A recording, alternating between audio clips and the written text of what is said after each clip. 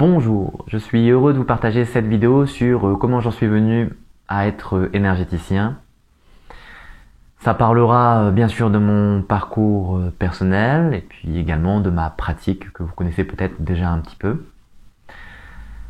C'est quelque chose que j'ai découvert relativement jeune, à l'adolescence, et que j'ai développé au fur et à mesure par les hasards entre guillemets de la vie. Alors comment ça a commencé? Je suis tombé sur un livre de sophrologie dans lequel on parlait du ressenti de l'énergie. J'ai essayé les exercices et je me suis trouvé dans un questionnement puisque les sensations que ces exercices ont proposées, ont révélé en moi, m'ont fait me poser la question, est-ce que c'est dans ma tête? Est-ce que je m'imagine ces sensations? C'est-à-dire que mon cerveau m'envoie un signal mais c'est simplement une illusion? Ou alors est-ce qu'il y a vraiment une réalité énergétique et que je pourrais découvrir? Ces questions sont restées pendant longtemps, pendant plusieurs années, mais du coup ça m'a poussé un petit peu à chercher et à continuer à pratiquer l'exercice de ressenti. D'autre part, je suis tombé assez jeune en amour des arts martiaux, ce qui m'a poussé à un moment donné à la pratique. Donc j'ai commencé vers 16 ans à faire du kung-fu, puis après j'ai enchaîné sur du tai chi chuan, j'ai également fait pas mal d'aïkido, et puis j'ai pratiqué la boxe pied-point, et j'ai fait du sol, la self, des choses comme ça, et puis j'ai échangé avec pas mal d'autres pratiquants, d'autres combattants. C'était vraiment très riche et source d'énormément de plaisir, parce que bien que l'image des arts martiaux ou des sports de combat puisse être celle de la violence, en fait pour moi c'est plutôt celle du partage et de l'amitié.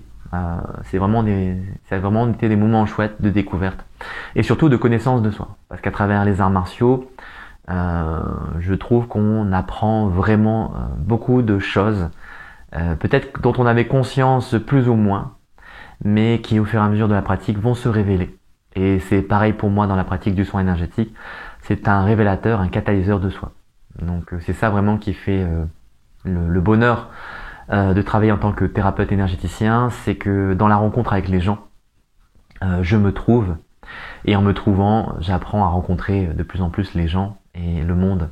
Donc ça c'est vraiment très chouette. Voilà. À travers les arts martiaux et d'abord du coup le tai chi, parce que ça fait longtemps que je pratique le tai chi, je me suis rendu compte que ça pouvait se concrétiser, parce que avant, dans les exercices de sensation, j'avais cette perception là, mais je ne pouvais pas vraiment savoir si c'était réel ou pas, est-ce que c'était juste mon système nerveux qui me jouait des tours, ou est-ce qu'il y avait une réalité de l'énergie. Maintenant, dans la pratique du tai chi, en travaillant avec les autres, je me suis rendu compte que non. Il y avait des applications physiques, en tout cas des applications visibles qu'on pouvait mesurer, ressentir, expérimenter avec l'autre, au niveau du développement d'une puissance qui ne passait pas que par la force musculaire, mais plutôt par un entraînement de l'énergie, et puis aussi un travail sur l'intention, très important, et qui n'est pas l'intention que l'on comprend en général, mais qui est une prise de conscience que l'énergie est mon corps et que mon corps est l'énergie. Bon, il faut pratiquer, peut-être que ça vous dit quelque chose, peut-être que ça ne vous dit rien, mais il faut le vivre en tout cas pour le comprendre, et plus on le comprend, plus on le vit. Voilà, c'est toujours une boucle vertueuse, et ça qui est assez extraordinaire. Donc avec la pratique des arts martiaux, je me suis rendu compte que l'énergie pouvait se voir et que je pouvais la partager avec les gens. Bien sûr dans le sens des arts martiaux, donc c'était quelque chose de très amusant pour moi, puisque comme je le disais, contrairement à ce qu'on peut penser, c'était pas des échanges violents, mais plutôt harmonieux. Ça permettait de se défouler d'un côté, de se connaître soi et de ne plus avoir peur de ses faiblesses et de s'accepter tel que l'on est. Et puis ensuite d'échanger quelque chose avec la personne en face de moi qui finalement rassemblait. Parce que l'énergie rassemble, et quand il y a un vrai contact énergétique, il y a vraiment une totale unité. Et c'est terrible comme sensation, parce que c'est très addictif. Je suppose que physiologiquement ça doit libérer des endomorphines ou des choses comme ça, mais au sens de l'esprit, ça donne un contact avec l'autre assez indescriptible et on a vraiment l'impression de faire une seule et même personne, ou en tout cas d'avoir une connexion plus profonde que d'habitude. Et du coup, ça m'a encouragé aussi à l'art du contact, que j'ai d'ailleurs pratiqué au sein d'un club de shiatsu, où j'ai rencontré pas mal de personnes formidables et d'expériences qui m'ont permis aussi de m'accepter comme corps, puisque souvent quand on est jeune homme ou jeune femme, son corps, on en a un petit peu honte, ou bien on n'est pas satisfait. On a aussi beaucoup, par l'éducation, par la société, ou simplement par l'individu que l'on est, on a souvent des appréhensions à être touché et à toucher l'autre, alors que ça peut être quelque chose de très agréable, sans partir vers quelque chose de sexuel, forcément, ou de partir sur un tabou. Et l'art du contact, que j'avais commencé par les arts martiaux, s'est prolongé dans le contact du massage shiatsu. Et de là, j'ai commencé à développer un peu plus, parce que j'avais déjà fait un petit peu de massage par moi-même, intuitivement, avec les gens autour de moi, qui permettait de me voir que ça faisait du bien.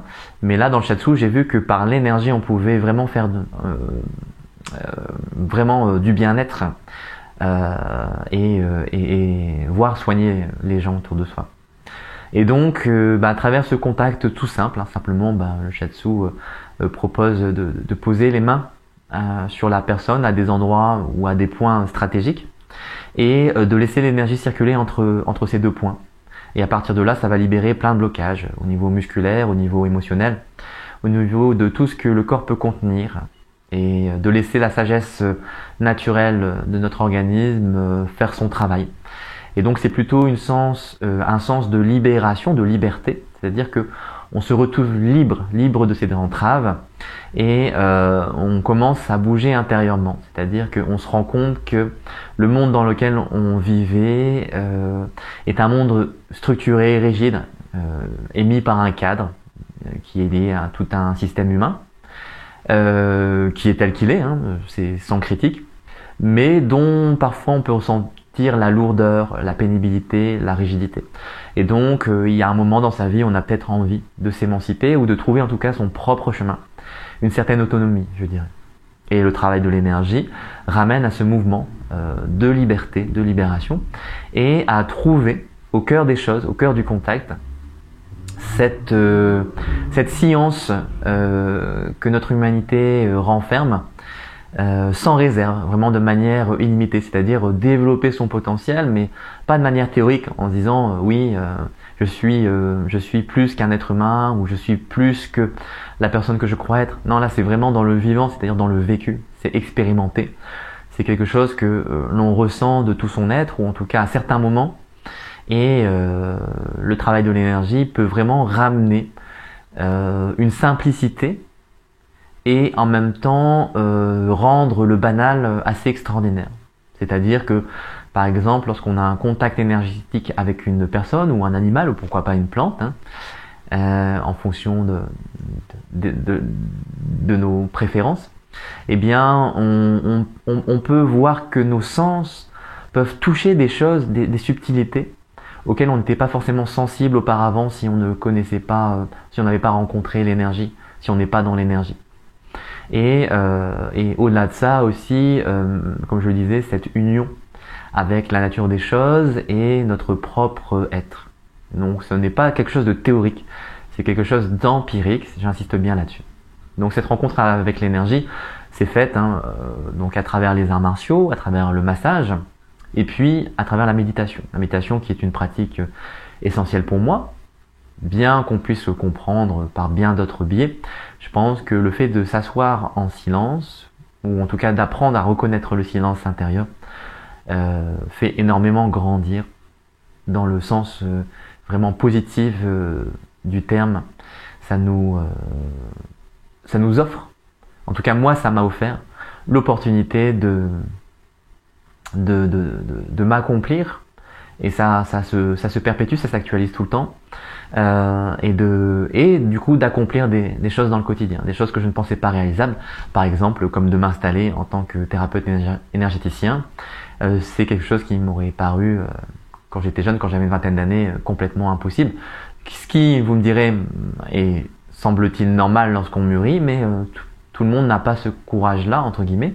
On a le courage de nous-mêmes et il faut le trouver et le pratiquer.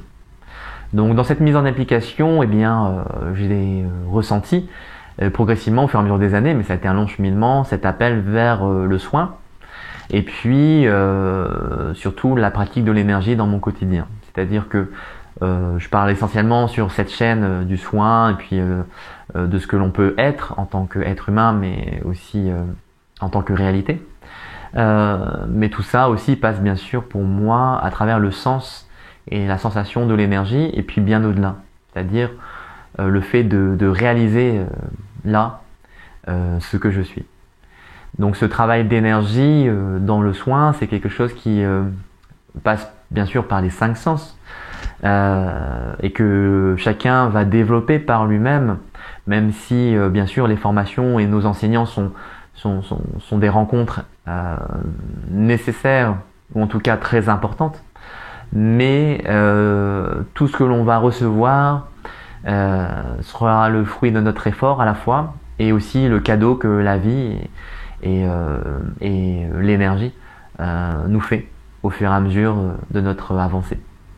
Donc le ressenti nous appartient d'un certain côté, puisque nous avons notre propre structure individuelle qui fait qu'on ne va pas ressentir les choses de la même façon que notre voisin. Bien sûr, il y a des similitudes et c'est pour ça aussi que ce n'est pas du tout idiot d'avoir créé des écoles ou des styles de pratique, des techniques, des approches particulières. Mais il faut voir qu'elles sont liées à la manière de se comporter d'une personne ou de plusieurs personnes et qu'elles peuvent, dans une certaine mesure, vous correspondre ou au contraire, ne pas vous correspondre. C'est ainsi que moi, pour avoir réfléchi, bon, bien sûr, peut-être que j'ai fait certaines formations. J'ai été formé à la médecine chinoise et d'ailleurs j'en suis très content. C'était une école sur l'île qui s'appelle la FLEC, FLETC. Je fais un petit peu de pub pour eux parce que c'était cool et j'ai beaucoup appris. C'était une bonne ambiance et un apprentissage sérieux à mon sens. Et il y a plusieurs écoles sur la France, vous pouvez regarder. Mais l'apprentissage du soin énergétique par lui-même, c'est-à-dire ce que peut-être vous appelez le magnétisme, est-ce que moi je préfère plutôt la dénomination énergétique, soin énergétique. Je l'ai développé plutôt par moi-même entre guillemets. Comme beaucoup d'entre nous, beaucoup de collègues n'ont jamais fait de formation, c'est assez intuitif. Et puis aussi beaucoup de personnes ont fait des formations ou se sont rapprochés de quelqu'un qui avait de l'expérience. Peut-être si vous avez vu les vidéos sur la relation maître à disciple ou sur celle où je partage l'intérêt de l'enseignement, moi je trouve que dans ma vie, en particulier dans la médiation des arts martiaux, ça a été vraiment essentiel pour moi de rencontrer des personnes qui m'ont guidé entre guillemets, parce que on n'est jamais esclave de notre enseignant et de l'enseignement. On est toujours libre d'y adhérer ou pas. Mais au fond de son cœur, en fait, il y a quelque chose qui nous dit oui, j'ai envie de suivre ce chemin parce que c'est quelque chose qui résonne énormément en moi. Bien sûr, au fur et à mesure, on apprend à faire son propre discernement. Mais quand on trouve un enseignant ou un enseignement qui nous fait vibrer, je pense qu'il n'y a pas tellement de questions à se poser. Et puis aussi, il y a une certaine humilité parce que notre ego va souvent s'immiscer dans la pratique. On va dire oui, maintenant j'en sais suffisamment, donc je peux rejeter toutes ces belles paroles, tous ces enseignements, parce que de toute façon, je veux sortir des dogmes, je veux pas rester enfermé dans un cadre, je veux ma propre autonomie, ma liberté. Mais il faut voir que souvent, en tout cas au départ, c'est plutôt un signe de crise d'ego qu'une véritable liberté. Bon, c'est pour ça que de cœur en tout cas, on fait confiance à l'individu ou à la situation dans laquelle on est. Et ça nous permet de laisser tomber toutes ces digressions, tous ces questionnements, de faire confiance à la conscience et à l'énergie et de rentrer dans un véritable apprentissage. Vraiment dans cette pureté de compréhension, dans cette intelligence spontanée qui est l'énergie. Et du coup, ça nous le rend bien. Voilà. Donc sur mon parcours, j'ai rencontré quand même d'autres personnes qui pratiquaient, je les ai questionnées, j'étais vraiment très intrigué comment ces personnes faisaient pour ressentir l'énergie, comment elles faisaient pour soigner, est-ce que c'était possible de soigner à distance, plein de questions que peut-être vous vous posez. Et j'ai fait mon cheminement pour y répondre, parce qu'il suffit pas de dire oui j'y crois ou non je n'y crois pas. Pour moi, une véritable démarche, c'est de tester pour soi, mais de tester soi aussi la pratique, de le faire, d'essayer et de regarder. Même si on ne peut pas forcément apporter une preuve scientifique, on peut quand même par l'observation se dire que statistiquement, s'il ne se passait rien, il est quand même assez étrange que toutes ces coïncidences, toutes les personnes à qui j'ai prodigué mes soins se sentent mieux quelques jours après et que des choses qui duraient depuis des années se soient évaporées en un instant. C'est quand même très intriguant. Voilà. Et par esprit de recherche et de rigueur, se poser la question, est-ce que il a quelque chose ou non? À moi de le vérifier, à vous de le vérifier. Voilà. Donc c'est ce que j'ai fait, c'est ce que j'ai expérimenté, et puis en me renseignant, en regardant, comme vous, des vidéos sur YouTube, en lisant des bouquins, en cherchant à droite à gauche, je me suis dit, il n'y a pas, c'est la pratique qui va me permettre. Même si on a du ressenti, de l'intuition, eh bien la pratique va tout nous donner, en tout cas en grande partie notre connaissance. Il y a le savoir théorique, maintenant il faut le mettre en pratique, et parfois la pratique suffit, et c'est de la pratique aussi parfois, de toute façon, la théorie vient toujours de la pratique, mais parfois, on apprend d'abord la théorie avant la pratique. Donc, si vous avez d'abord la théorie, pensez à pratiquer, tout simplement. Donc, cette recherche de l'énergie, ça a permis aussi, comme je vous le disais, à travers toutes mes activités et toutes mes démarches, de développer ce ressenti, cette intuition au fur et à mesure, de faire tomber un petit peu toutes ces barrières mentales qui faisaient que, déjà émotionnellement, j'étais privé de liberté, psychologiquement, je ne voulais pas lâcher certains cadres, et donc m'autoriser d'évoluer dans cet univers énergétique. D'ailleurs, souvent on se heurte un petit peu à notre environnement proche, parce que les personnes peuvent être sceptiques quant à cette pratique énergétique et se demander si on part si on part pas dans une folie, qu'on part pas dans un monde complètement, au mieux de bisounours, mais au pire de démence sectaire peut-être même. On peut avoir peur qu'on soit influencé par une personne qui nous lave le cerveau et qui nous fait croire des choses qui n'existent pas. Donc comme je vous disais, pour rassurer les gens et surtout pour se rassurer soi-même, il faut tester, expérimenter et observer les choses, comment ça se passe dans la matière, pas dans la tête et pas dans l'imagination, mais dans la matière. Voir si les blessures guérissent, a priori, à force de répéter, vous allez voir que les processus de cicatrisation ou de réparation des tissus sont aidés, améliorés par le soin, et puis les états émotionnels, et puis aussi bien d'autres choses. Voilà. Donc le ressenti va se développer, donc vous allez pouvoir aussi vous rendre compte que votre intuition et votre perception vont s'épanouir et vous donner pas mal de beaux contacts avec les gens, mais aussi avec la nature, avec votre environnement et surtout avec vous-même. Donc le ressenti énergétique, pour ma part, m'a permis vraiment d'aller chercher des rencontres, tout simplement. Et j'aime beaucoup. Et c'est pour ça que dans mon métier, c'est ça qui me touche, c'est quand il y a une rencontre. Même si parfois ça peut être un peu lourd, parce qu'il y a des émotions de tristesse, ou il y a une souffrance, une certaine nostalgie, ou de la pénibilité tout simplement. Mais c'est ressenti de manière très humaine, et dans un partage, dans une ouverture, donc ce n'est que passager. Et ce travail de l'énergie, cette découverte qui s'actualise en permanence, permet vraiment de se rendre à l'évidence que finalement, nous sommes joie, nous sommes je ne sais pas, nous sommes bien en nous-mêmes, et que même dans l'expérimentation de la souffrance et du malheur, il y a quelque chose de fond qui ne bouge pas. Et du coup, d'où entre guillemets l'intérêt, parce que c'est pas un objectif, mais l'intérêt de la pratique fait qu'on se sent de plus en plus heureux, plus en plus en équilibre, plus en plus en adéquation avec le monde, puisque de plus en plus en adéquation avec soi-même. Et cette découverte toute simple fait que peut-être au lieu de chercher quelque chose pour nous réaliser, on réalise que en faisant des choses, on est déjà réalisé dans cette chose et que la chose ne fait qu'exprimer notre réalisation déjà présente. Voilà, c'est en tout cas mon regard actuel qui peut-être évoluera d'ici peu ou dans quelques années.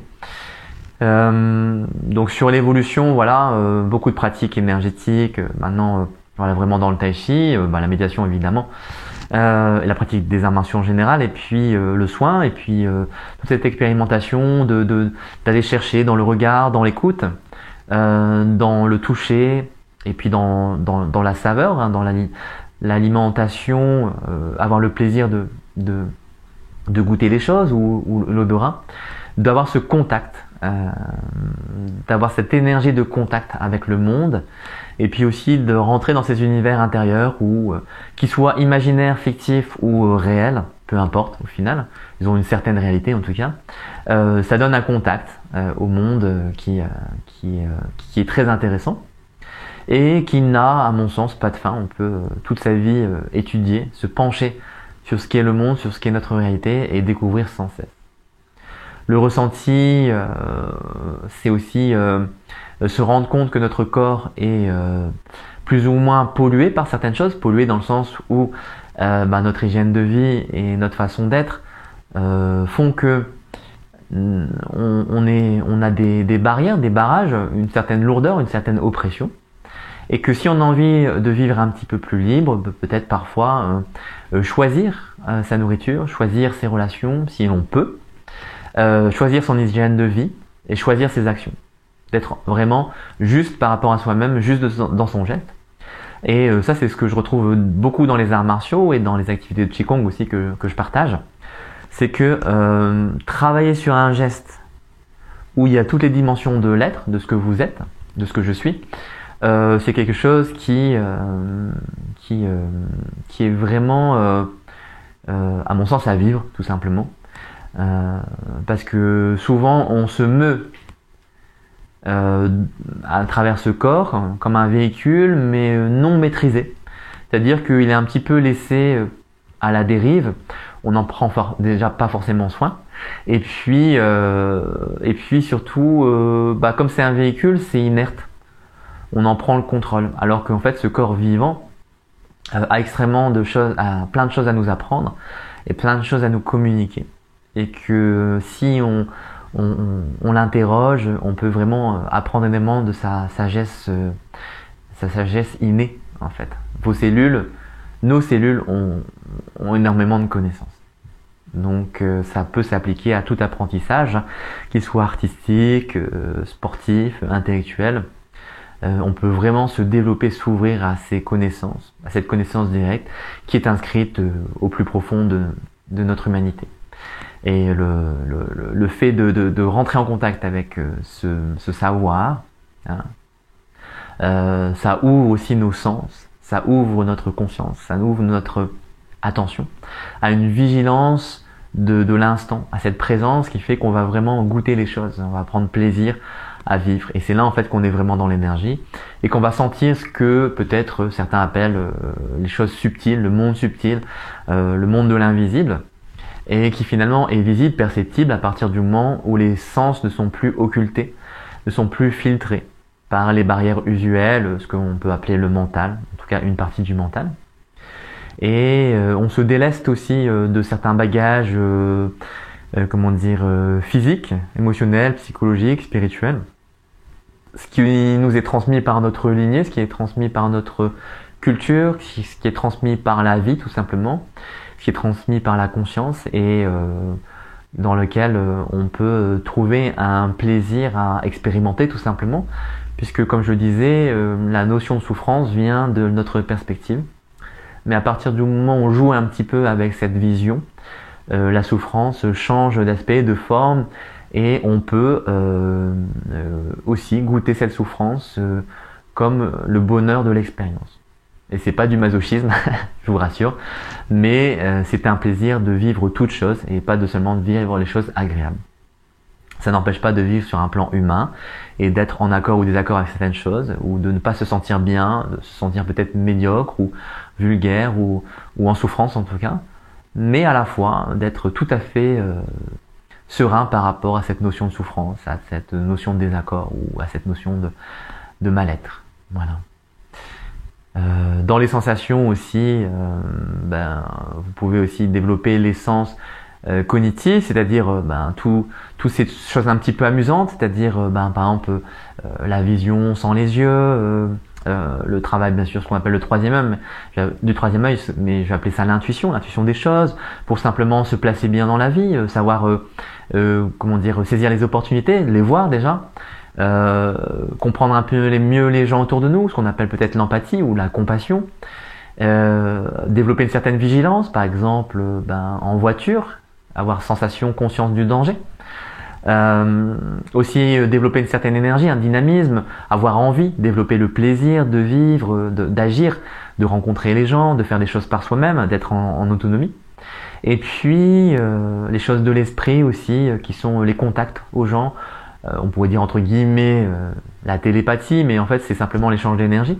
Transmettre aux gens ce rayonnement intérieur quand vous êtes bien, quand vous êtes serein, et puis savoir partager, communiquer, développer toutes les qualités qui sont humaines et peut-être qui sont encore sous-développées aujourd'hui, simplement dans le plaisir de goûter l'expérience. C'est un petit peu ça pour moi aujourd'hui, l'expérience de l'énergie. Ça ressemble tous ces aspects de notre humanité. Voilà, je m'arrête ici. Dans ce que j'ai dit, il y a encore sûrement des choses qui vont continuer à se développer, à changer, à évoluer. Donc peut-être un autre jour, ce que j'ai dit sera entre guillemets faux dans mon expérience, mais en tout cas aujourd'hui c'est vrai. Et c'est ça qui est chouette aussi, c'est que comme c'est en constante évolution, eh bien je ne m'ennuie pas. Et en toute sincérité, c'est quelque chose qui est assez étonnant, mais c'est que pour la plupart des gens, le fait de me plonger dans l'inconnu, ça fait peur. Aujourd'hui pour moi, ça me fait toujours peur, mais j'ai quand même envie de plonger dans cet inconnu. Et il y a vraiment un réel plaisir à découvrir au quotidien, au jour le jour, et même seconde après seconde, ce que la vie a réservé, jusqu'à ce que celle-ci s'arrête. Et c'est peut-être le fait justement que notre vie soit limitée qui fait qu'on arrive à goûter l'instant. Donc je vous en prie, faites-vous plaisir et appréciez votre vie. Développez ce que vous aimez et appréciez quand même les moments où c'est plus difficile. Voilà, je vous souhaite le meilleur et je vous dis à bientôt.